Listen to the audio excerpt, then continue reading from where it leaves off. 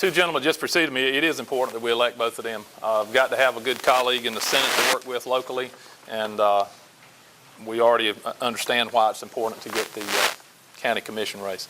I want to just briefly go through this with you. I need to make some apologies to some people who are here. First of all, Lisa, I think is this your third time you've heard this? Wayne, I think it's your third time. And Robbie, I think this is your fourth time. Is that correct, going through this program?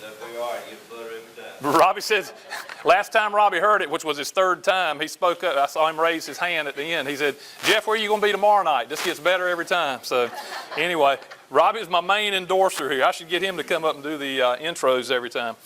But I do think it's important that your government officials let you know what they're doing. And it's always been important to me to let people know what I'm doing in Raleigh. Because if I don't tell you, you're not going to find out. You're not going to read most of it in the N&O, and you're not going to see it on Channel 5 or anywhere else.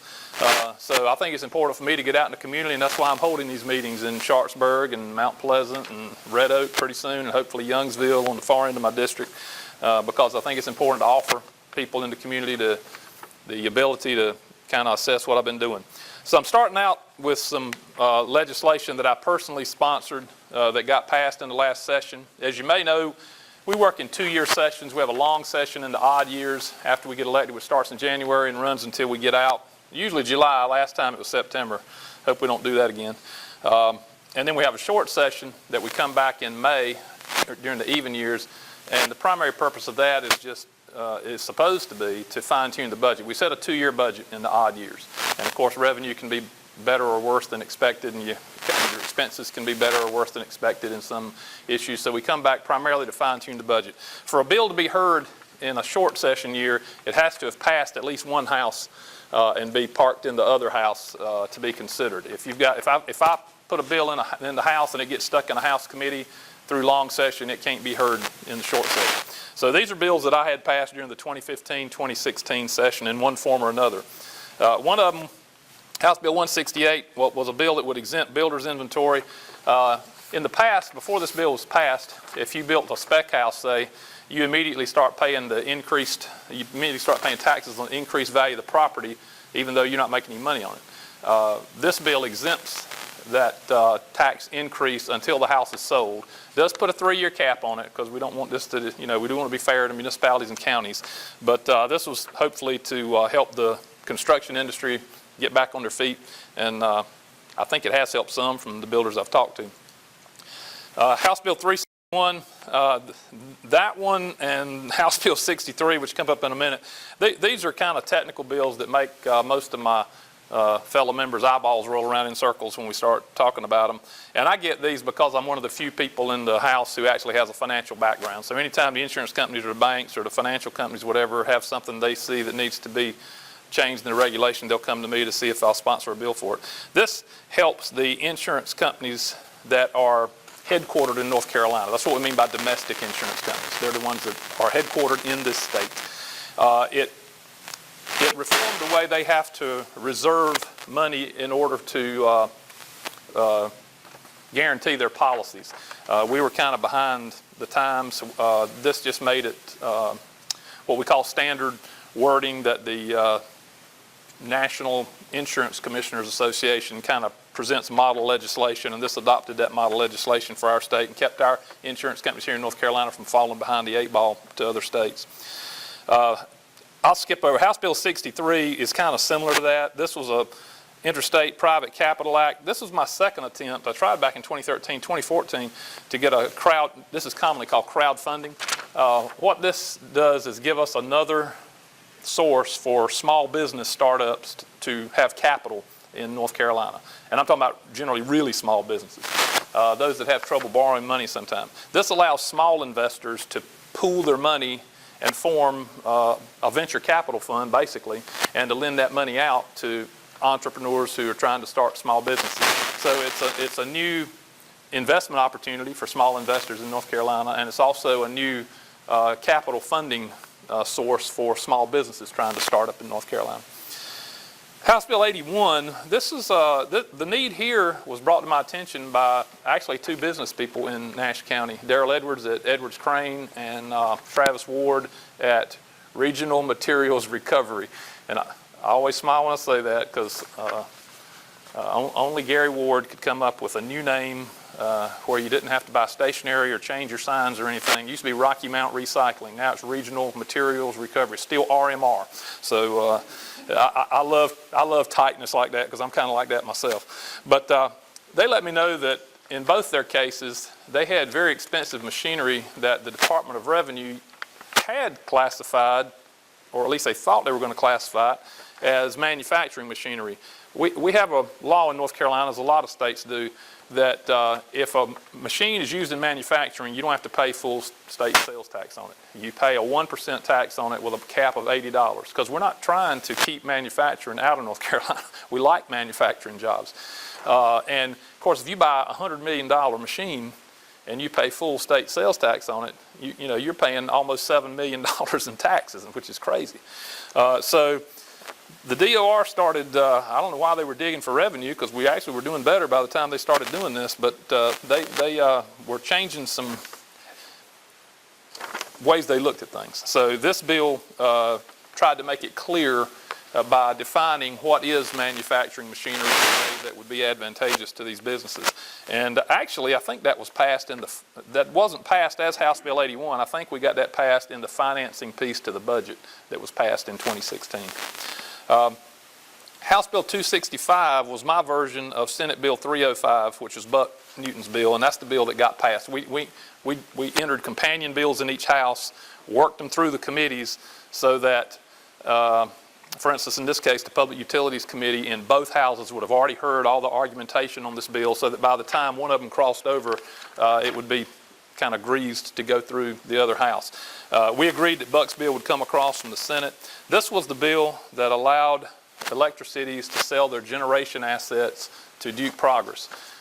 We had, Buck and I, before we ever got elected, when we were riding around on a pickup truck together in 2010, knocking on doors together, we kind of made a pact with each other that if there's anything we could do about the extremely high electric rates that the electricity's customers were suffering from in Rocky Mount and Wilson, and anybody who buys electricity from Rocky Mount, Sharpsburg, and some other parts of the county, Lewisburg, and there's also another one of them. There's 32 municipalities, and they're paying anywhere from 30 to 40% extra for their electricity. Obviously, it kills people, especially on a fixed income. It keeps businesses and industry in particular out of your area. Nobody's going to come, you know, a high industrial user of electricity is not going to come to an area that's paying those kind of electric rates.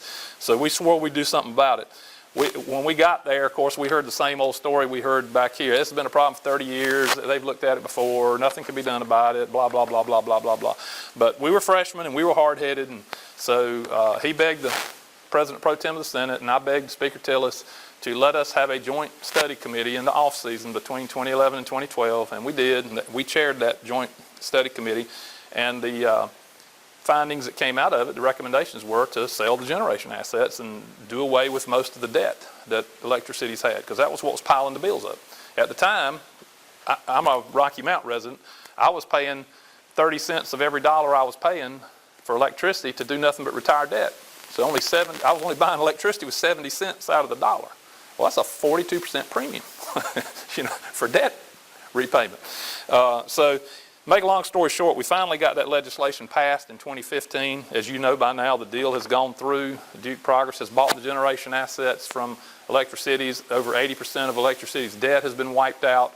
And the net result of that, and I verified this again with their attorney last week, is that the wholesale price of electricity that these 32 municipalities are purchasing now has gone down by an average of 19%. Now, they may not be passing all that on to their customers, but what they're paying for electricity has gone down by 19%. So the hard work that Buck and I did for 5 years has finally paid off. Now, I know in my case, in Rocky Mount, I'm only getting 14% because they tripled their franchise fee. They went from $9 a month to $26 a month as soon as we, you know, the same people, the same city council people who wanted to take credit for the electricity's deal, and that Buck and I basically, I won't say we forced on electricities and Duke, because they were willing partners in coming to the table and doing that, and they worked out a good deal. They worked out a deal that was really good for Duke shareholders and for electricities, and we don't have time to get into that. But the same ones that talked about how hard they worked to save our Rocky Mount poor people money jacked their franchise fee by a triple, almost from $9 to $26, I think was the change. So that brought the 19% savings down to about 14% for some of us. But anyway, that's one of the more important things we've done locally. The other one, Dan already talked about, Senate Bill 382. Now you might say, well, how in the world can you take credit for Senate Bill 382? You're not in the Senate. Well, there's more than one ways to skin a cat, is the old saying where I come from, and there's more than one way to get a bill passed. In the short session, if we have a bill from the Senate sitting in one of our House committees and we know it's not going anywhere, one of the things you can do, and I did to the guy who wrote this bill, is go to that bill sponsor and say, how important is this bill to you? Not really. Well, you know it's not going anywhere, right? Yeah. Well, can I take your bill and strip out your language and put what I want to in there? Yeah, you can do that. So that's what happened. I don't know what Senate Bill 382 started out being. It might have been something about roads in Wake County or so, who knows. But it wound up being the Nash Rocky Mountain Schools Equitable Funding bill. And that's the bill that we passed in one day, House and Senate. That's a funny story. You don't have time to hear all that. We got it done in about 2 hours one afternoon. But this is something that we worked on a long time, as these county commissioners can tell you, with a lot of fear and trepidation from some of the other members of the House and Senate, because we're in court on a lot of issues, and we didn't want to make this another issue. And so finally we passed a bill which, and the problem has been, and you're probably aware of this because your county commissioner's done a good job of making you aware. The problem is that when this monstrosity school district was created by Roy Cooper and some of the other people back in 1992 by the General Assembly, which he was in, you've got some Edgecombe County students in Rocky Mountain in the Nash County schools. And the problem comes in is that the two counties don't supplement education at the same rate. Nash County supplements the state education budget at a higher rate than Edgecombe does. So who's going to pay that gap for the Edgecombe County students that are in Nash County? Well, the city of Rocky Mountain jumped in and said, we'll pay it. We'll pay it through the utility fund. In other words, let's raise your electricity bill a little bit more than it already was due to all the debt. And so they've been doing that. They've been paying, I guess, the average for the 2,200 or so students would be about $800 million a year. And that fluctuates. But isn't it about $300 or $400 for 2,200 students, something like that, roughly? Yes, okay. So now, the problem with that is that 88, wasn't that the figure you gave me last? You raised my figure. 88% of Rocky Mount's electric collections come from citizens in guess what county? Nash County. So we're paying 88% of the gap funding for the Edgecombe side of Rocky Mountain students to attend Nash County schools. And that's where the inequity has been for years. So this changes all that. Well, there's a lot of other problems too. They weren't paying any capital funding either. So immediately Edgecombe has to start paying their fair share of capital funding. Beginning 4 years from now, they have to pay their fair share of general, whatever you call it, ongoing funding. Yeah, current expenses. Also, in 4 years, the name will change to just Nash.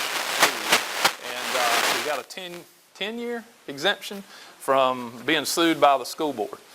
So one of my guys was passing a bill through the following week that got his school district exempted for 1 year. It got his county commission exempted for 1 year from the school board suing. I leaned over to my seatmate, Mike Hager. We've been seatmates for 6 years. I said, I got 10 years last week in the bill we passed and nobody even knows it.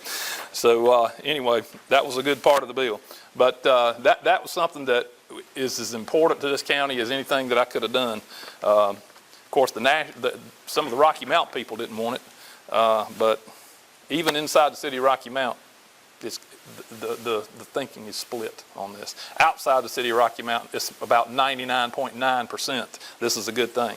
Now, I will say this. I don't know a whole lot about my opponent politically. I really don't. But I do know one thing. The only time I've ever seen him in Raleigh is when he came up to try to get me not, under any circumstances, to split the school districts by county line. And he really was not. He never indicated that he was in favor of changing the status quo.